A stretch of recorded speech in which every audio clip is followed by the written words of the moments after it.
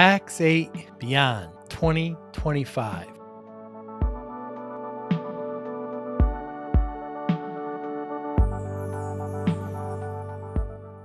What an event.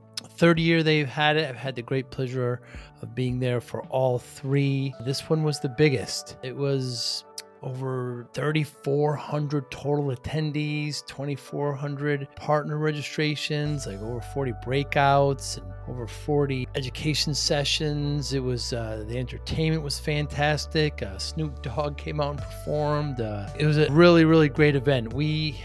Podcast was there, of course. We had a whole podcasters row. I think there was 10 of us. It was fantastic. It was done very, very well.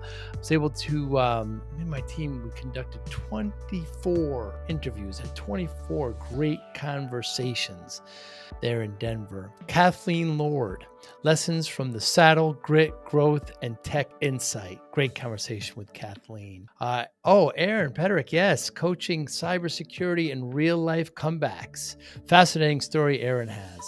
Shlomi, of course, I've known Shlomi Jan for a little while now. Really insightful. Really like talking to Shlomi. Kim Simmons, my goodness, what such energy, such life. I hope to be working more with her and her team. They were gracious enough to invite me to a dinner. It was they've got a great product, smarter. The name of the episode is Creativity Meets Contracts. Colin Britton, of course, Formula One to Intune. Great partner there. Colin, great conversation with Intune with his great platform. Marco LaVecchia, data, purpose, and the MSP playbook. Great conversation with Marco. Rex Frank, my old friend. I've known Rex for, 15, 20 years. He's there at Pax8. Really knowledgeable. Learned some things about him I didn't know during our conversation. Oh my goodness, Lorna Berman. What a delight. What an absolute delight to talk to Lorna and her team riding Malibu and running MSP ops. She's got a horse named Malibu, but great insight, great platform they had there too. Tom Harshbarger. My goodness, I've known Tom since he was at Microsoft about 20 years. Now he's with this great firm, Metallica, misconfigs and mindset. We talk a lot about that. Great conversation with Tom. Lewis, of course, Begdanis from Uvilla. Great conversation. I start off with cooking. I like to cook, and he does too. Meatball Mindset and MSP projects. Darren Swan, great conversation with Darren.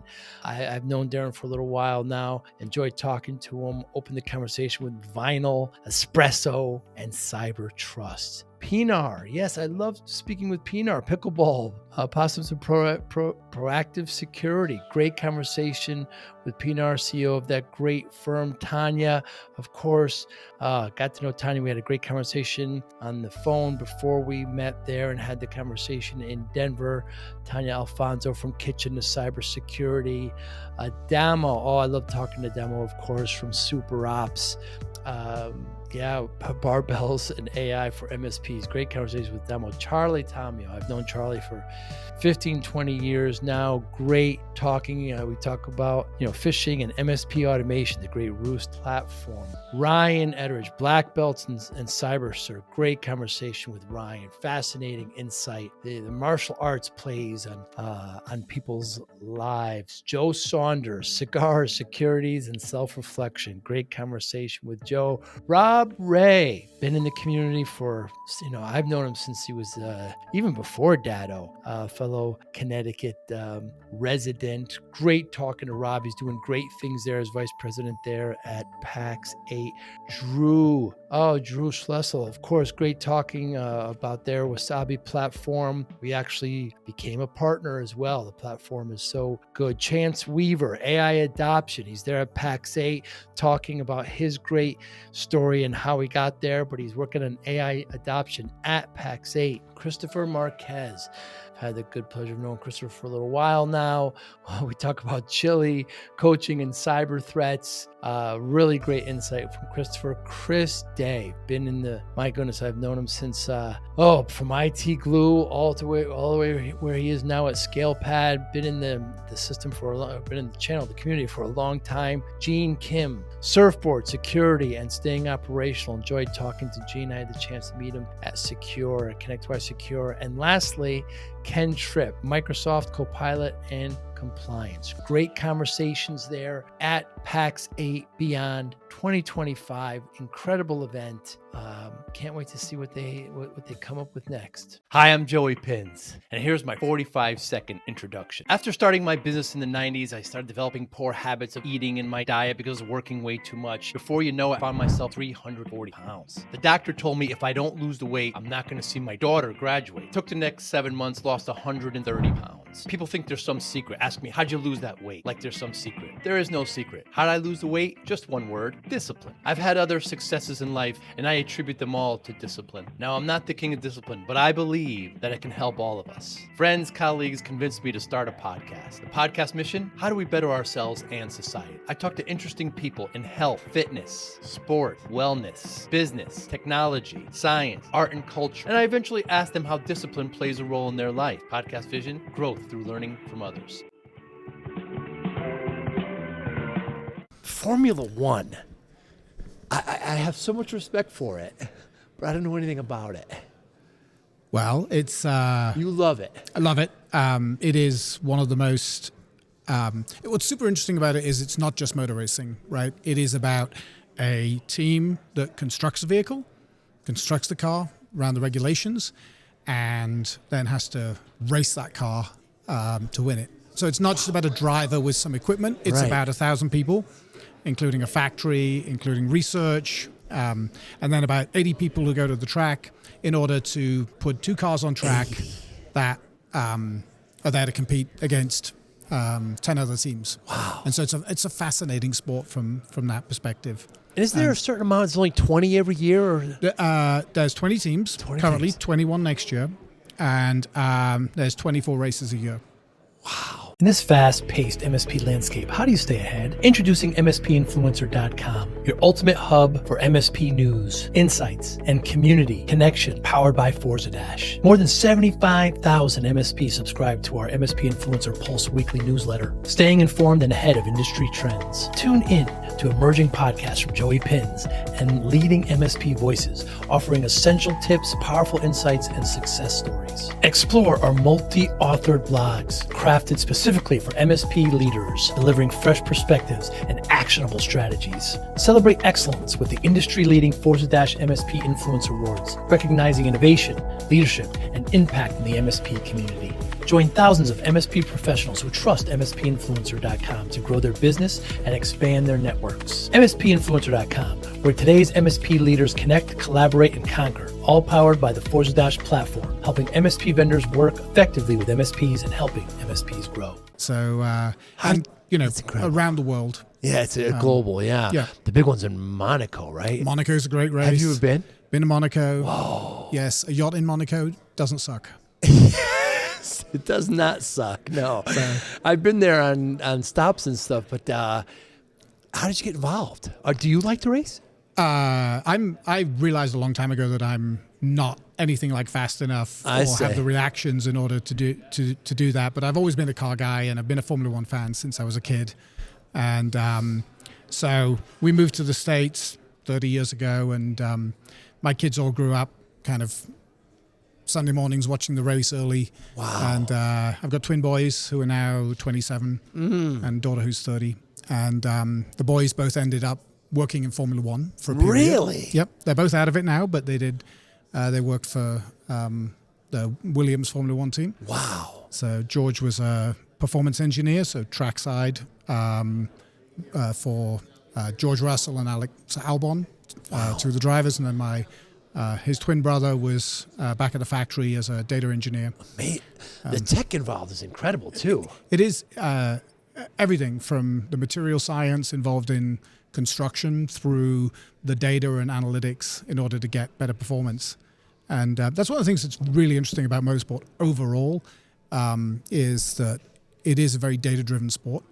And everything from like, what's it going to cost to be 1/10 of a second faster, right? They think in those terms. Do they really? Like, they've got a budget. Where can we invest that budget for the maximum outcome? And it's something that we, in the tech space, should do more of, Right. which is like, it's not about this feature or that feature. It's what's the feature that's going to give you the most value? What's the change that's going to give you the most value based on your available budget, right? And I don't think we think about that enough. We think about the things that annoy us rather than the things that are actually going to create value for our customers or for our own business. There's a race in St. Pete, isn't there? Yep, IndyCar. It's IndyCar. Yeah, I've been there. Been to that race. That's fun. And then is there a Formula One in Miami? Formula One in Miami, Formula One in Vegas. Austin, Formula One in Austin, and then Mexico City. Mexico City is a great race, great fun race. That's like 7,000 feet in the air, right? Yep. Does that affect performance? The cars are turbocharged, so that kind of overcomes a little bit of it. Interesting. But given that they are already operating at their optimum, that lack of oxygen is something they have to compensate for. Will there ever be an electric vehicle? Well, there is a Formula E series, which is electric, spec series. Formula One engines or drive chains are very interesting because it's not just about internal combustion. They have energy recovery. Whoa. Quite complicated energy recovery. And they are more than 50% efficient on fuel in to energy out. Interesting. Which, when you look at most cars that we are used to driving are kind of 25%. So, very interesting sport from how they've driven kind of efficiency and all that kind of area. Is AI going to help hurt that industry? I mean, obviously, anything with AI, let's just go back and say data, right, and analytics. The faster you can make decisions, then the better decisions you can make. So generally, the race strategy is around, it's like a back timing. So it's like always looking at where I'm going to finish. So if I make a change, how am I going to finish? And that's in comparison to all of your competitors as well. And so, these guys were doing data analytics a long time ago, mostly with like Monte Carlo simulations and supercomputers and this kind of stuff. But obviously, understanding what's going on using AI is much more efficient. Wow. So Colin, we're here in Denver. It's Pax8 Beyond. Big event. It's their third one. What are some of your goals this week? So, it's always great to connect with the MSP space and understand where people are at and what they're thinking, and kind of meet with different players. And Devicie is interesting because it is a company that came out of an MSP, and it was a set of tools and capabilities that were created in order to make the most of Microsoft 365 and in particular Intune. And the company was founded in Sydney, Australia, and they, as I said, grew out of an MSP. And so I joined just over a year ago to bring the business into the US and to help grow globally. And so kind of coming here, Pax8's one of the great communities within the MSP space. And it was interesting hearing the keynotes this morning. And, we completely see where what they're talking about with agentic technology and the way to leverage all of this for MSPs going forward. And, being aligned and understood in the space is kind of what my goal with it is. Your experience with MSPs is what? So my first MSP experience was a dozen years ago. So the last 12 years I have done a similar role, which is to help organizations scale up, startups scale up, and working with an investor called Insight Partners. And I always join the company as an operator. I'm not like one of the investment team or the investment support team, but I was at TeamViewer when TeamViewer was owned by GFI. And GFI was a super interesting conglomerate at the time. Yeah. And because we had GFI itself.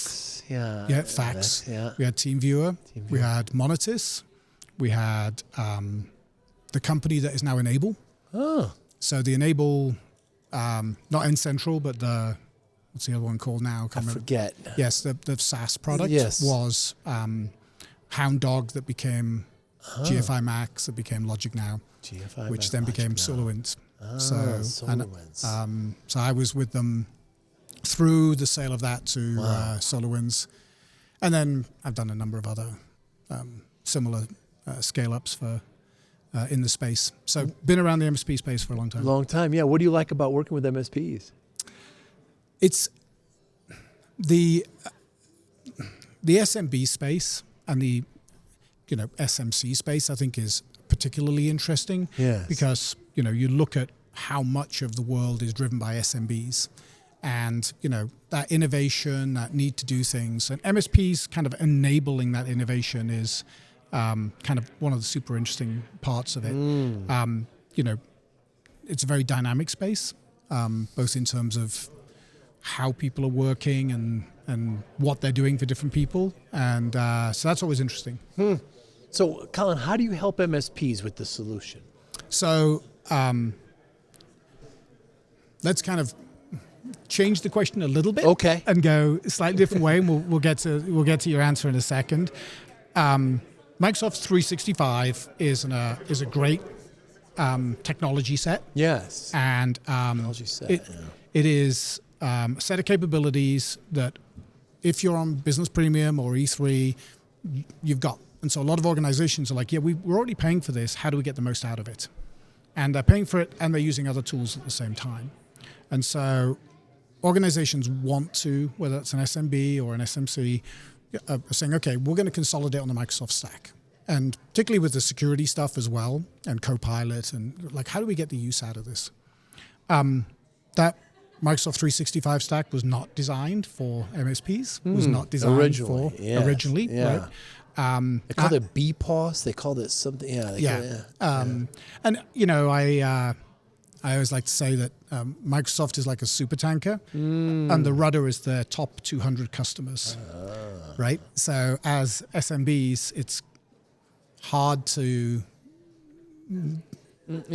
get things out of it. Right. So what we've done is come along and said, what are the gaps that exist that Microsoft have left open in order for MSPs to be successful? And so we're not trying to be an RMM and add things on, right? What we're trying to do is just fill the gaps that Microsoft's left, whether that's around third-party application management, whether it's around multi-tenancy, whether that's around things like policies and consistency of policies across multiple customers, having and then capability, right? Expertise, because Intune in particular is incredibly powerful. Is it? But that also, there's so many things you can do in terms of endpoint management and control of the endpoints across not just Windows, but Mac and Android and iOS. But it's a lot of knowledge and a lot of effort for organizations to get access to that. Interesting. So we bring along a set of capabilities for it in terms of like pre-built runbooks and pre-built policies and settings, and as I said, application management, et cetera, that allows an MSP to kind of get that Intune humming and working really well, really, really quickly and consistently, because it's fine if you've got one Intune instance, but what if you've got 100? Right? How do you get that scale as a business? And we've heard this morning around agentic stuff is going to be about driving business efficiency. Well, if you're not already there with the fundamentals, right? And if you're having to go in and out of different interfaces and click lots of buttons in order to, make updates and do things, then, that's like table stakes for it. So what Devicie does is provide a consistency and scalability across these multiple Intune instances. Hey, Joey Pinz here. Want to take your podcast experience to the next level? I'm excited to invite you to become a YouTube member. It's the absolute best way to support the channel and enhance your connection. Join our amazing community and unlock the incredible perks, custom loyalty badges, exclusive emojis, and priority comment replies. Your voice will always stand out. Be the first to watch new videos with early access, receive special membership shoutouts, and get exclusive behind-the-scenes photos and updates. Dive into content available only to our members, special videos, deep dives, and insider perspectives. Engage directly with me. Suggest podcast topics you want to hear, and even get personalized video shoutouts. Hit the join button right now and become part of something special. Let's build this amazing community together. I can't wait to welcome you as a new member. Join the Joey Pinz family today. Most MSPs, I'm just going to generalize, are using Microsoft 365 internally and with their clients. So the idea is that you're right, they're just trying to get around Microsoft's way of doing things. So your platform helps to bring it all together. Yes, yeah. And whilst they may be using Microsoft 365, business standards quite common at the smaller side, or they may be using business premium, but they're then using another RMM or another tool. Interesting. And that's because it was considered too difficult or, problematic to natively do all the things in the Microsoft way. It's a unique approach here. Do you have competitors? There's a number of people in the tooling space around it. I see. So Nerdio have some. Do they? Yep, they have an MSP manager product that works alongside their Azure Virtual Desktop Management product. That's all Azure, yeah. And but predominantly they're on the Azure side, and there's other players who do it. I think the difference with Devicie, there's two key differences. I would describe most of those products as what we call buttons on a button. So they have made a more efficient user interface, but they're still just directly controlling Intune, where what we've built is an automation and management layer that sits outside Intune, which you work with, and then we control the Intune instance from there. And so we built a system ready for agentic work, ready for dynamic workflows, for a broader set of areas, because we believe going forward it's that kind of automation part of it which is much more key than simplifying somebody having to click a button. With most of the tools you still need to know what you're doing, right? Where what we're trying to do is elevate that conversation above it. So what kind of MSP will you not work with, Colin? I think right now, if you're not on the consolidation journey for Microsoft, if you haven't yet got there, then we're probably not the right partner for you. And that's fine. That's where some people are at. But it's, over time, we're going to see more and more people going, well, I'm already paying Microsoft for this. Why am I not using the capabilities properly? And or their customers are saying, we want Copilot, or we want, to be able to use all these different pieces more effectively. And that's going to create pressure around that kind of management layer. Former MSP, and I talked to a lot of MSPs, and generally the last 5-6 years, pretty consistent. The three things that keep them up at night. First is being security. They're worried about their clients getting attacked. They have to allocate resources. They're probably going to get fired. 2 is human capital. They're worried about if their techs leave, how they're going to get more techs. And 3 is just general growth, right? They're usually tech-led. They don't know a lot of sales and marketing. How do you help? So let's make sure I get these. Security.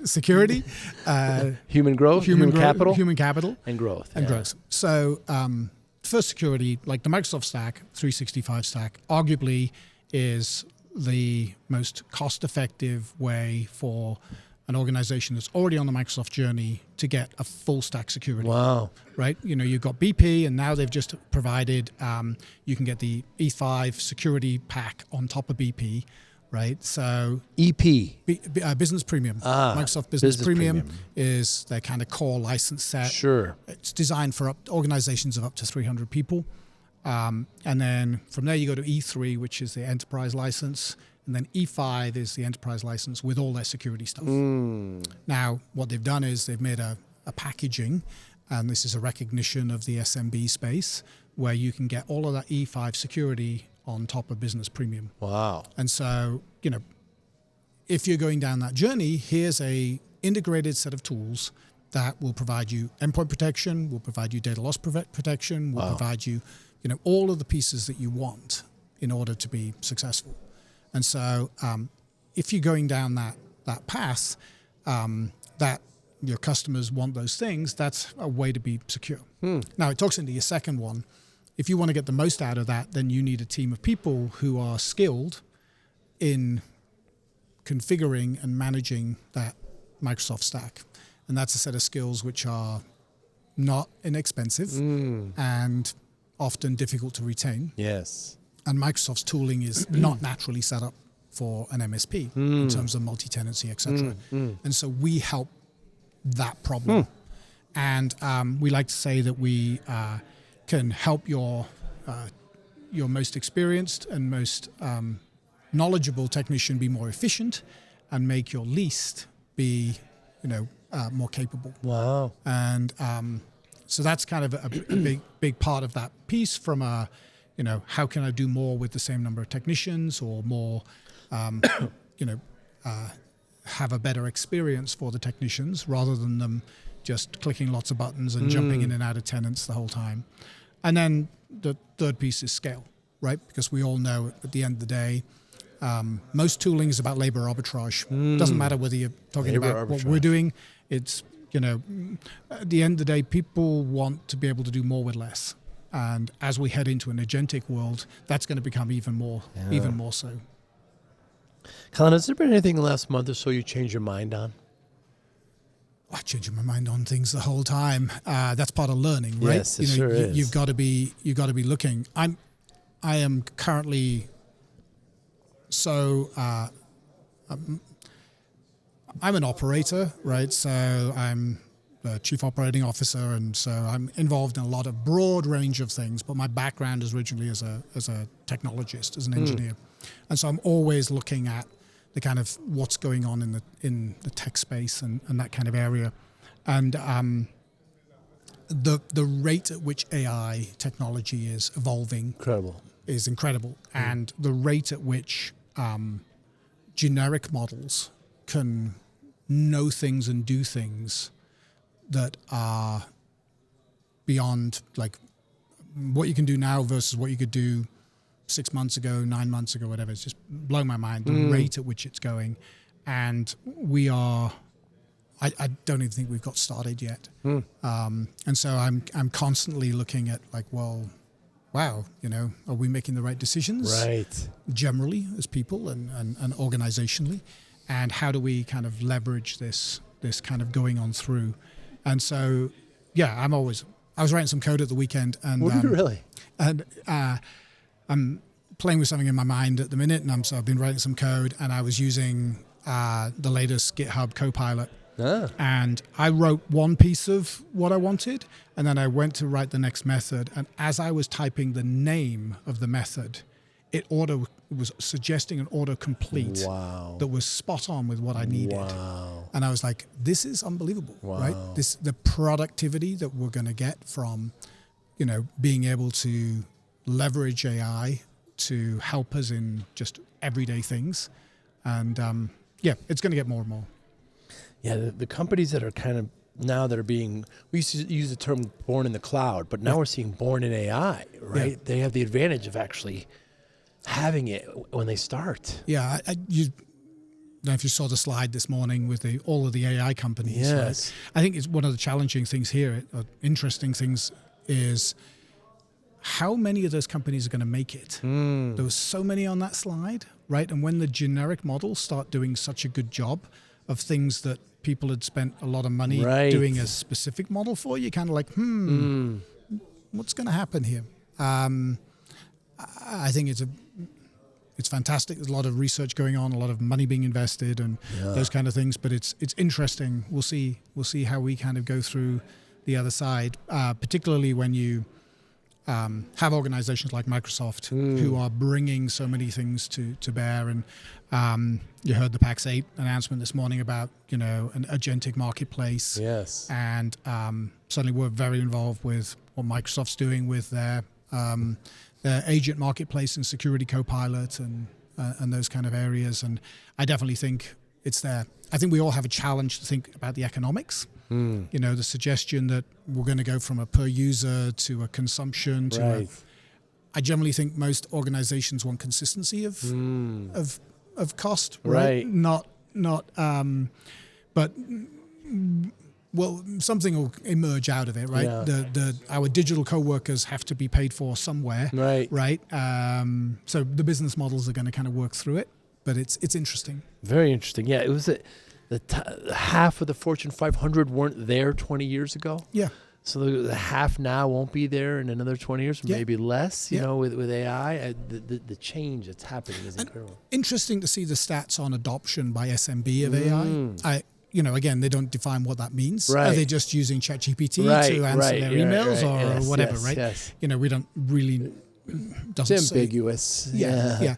But I think one of the interesting things is that small, medium businesses can be much more agile.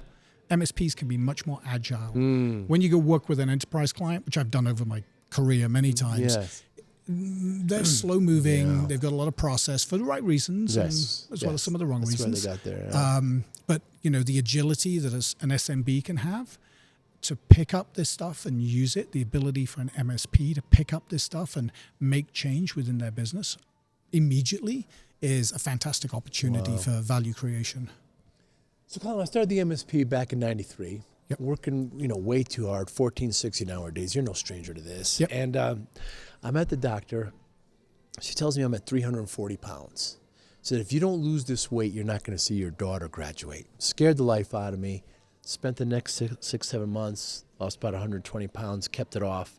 When I tell people this story, they say, what's your secret? And there's no secret, Colin. Discipline. That's how I kept it off. Focus, willpower, routine. How does discipline play a role in your life, Colin?